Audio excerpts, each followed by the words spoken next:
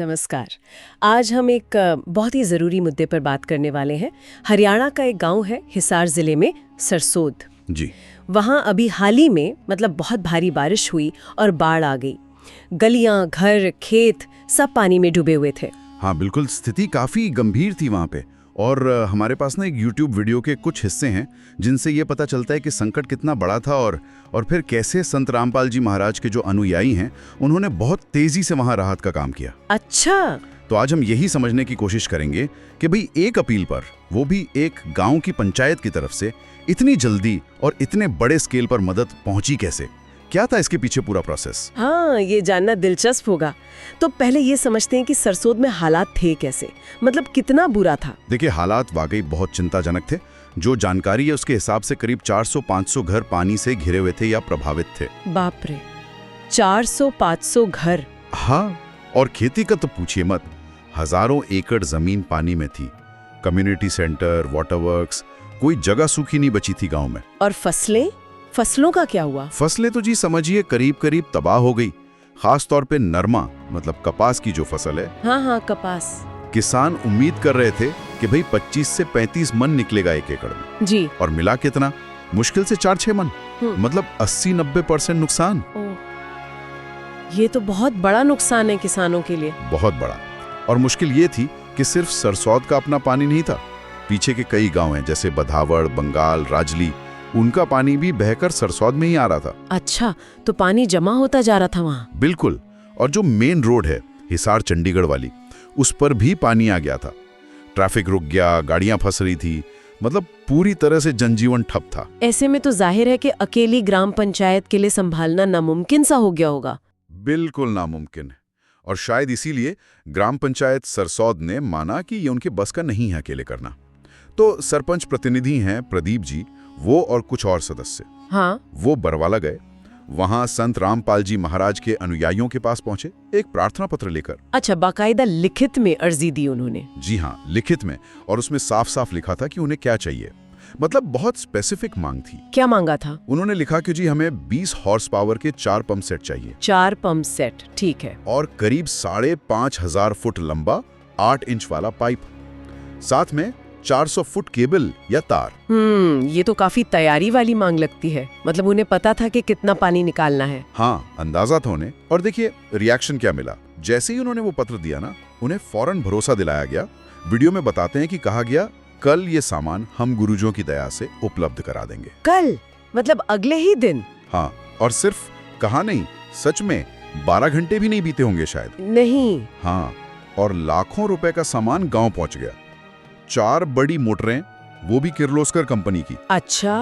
पूरा 3500 feet pipe, 400 feet cable, starter, connector, nut bolt, Fevicol तक, सब कुछ। और एक पैसा नहीं लिया, बिल्कुल मुफ्त। ये तो वाकई कमाल है।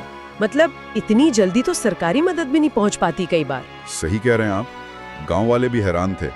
एक ग्रामीण का कोट है वीडियो में, वो कह रहे थे, इतनी जल्दी तो कह दो भगवान कर सके, क्या रामपाल जी की टीम ने करा है। मतलब उनको यकीन ही नहीं हो रहा था। समझ आता है उनका आश्चर्य, पर इसके पीछे कोई सिस्टम तो होगा ना। इतनी तेजी कैसे संभव हुई? हाँ, इसका एक संगठनात्मक पहलू भी है। पता चला कि संत रामपाल जी महाराज का सीधा आदेश आया था। कैसा आदेश? आदेश ये था कि उनके जितने भी आश्रमों में निर्माण का काम चल रहा है उसे फौरन रोक दिया जाए। सारे कंस्ट्रक्शन रोक दिए? हाँ, और जितने भी सेवादार हैं, मतलब वॉलंटियर्स, और जो भी पैसा उपलब्ध है वो सब तुरंत बाढ़ राहत के कामों में लगाया जाए, सरसौद और जहां भी जरूरत हो। ओह, ये तो बहुत बड़ा फैसला है। मतलब एक सेंट्रल कमांड से रिसोर्स मोबिलाइजेशन। बिल्कुल।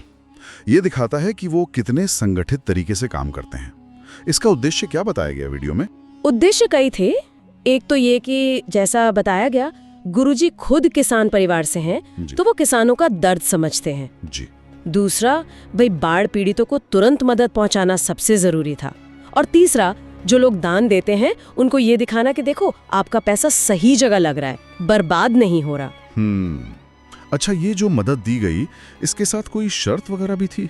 हाँ, एक शर्त नहीं कहेंगे, पर एक निवेदन पत्र जरूर दिया गया था साथ में। क्या लिखा था उसमें? उसमें ये लिखा था कि भाई ये जो सामान हम दे रहे हैं, इसका इस्तेमाल करके आप लोग एक तय समय में गांव से पानी निकाल दें, ताकि अगली फसल की बुआई टाइम पे हो सके। अच्छा, और ये भी कहा कि अगर ऐसा नहीं किया, मतलब पानी नहीं निकाला, तो शायद भविष्य में मदद मिलना मुश्किल हो।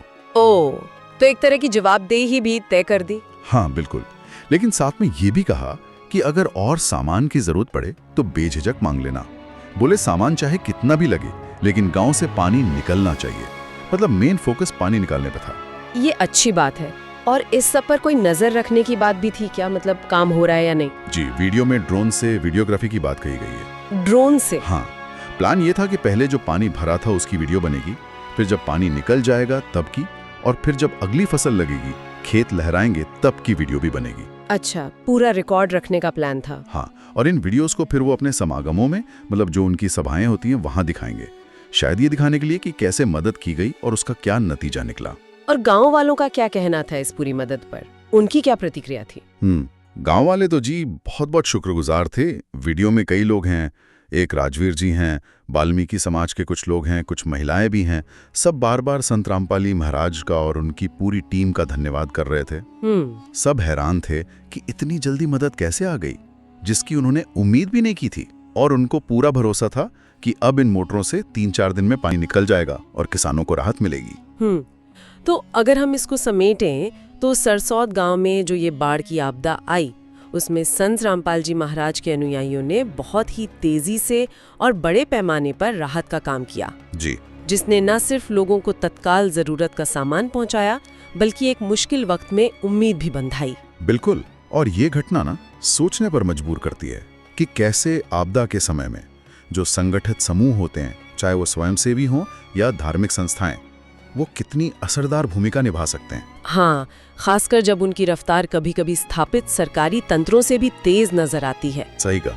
और यहाँ पर सवाल ये उठता है कि इस तरह की जो तेज रफ्तार वाली बड़े पैमाने की कार्रवाई होती है, उसके लिए किस लेवल की संगठन क्षमता चाहिए, कितना समर्पण चाहिए, और शायद कितनी केंद्रीकृत निर्णय लेने की शक्ति चाहिए होती है। ये अपने आप में एक सोचने वाला पहलू है।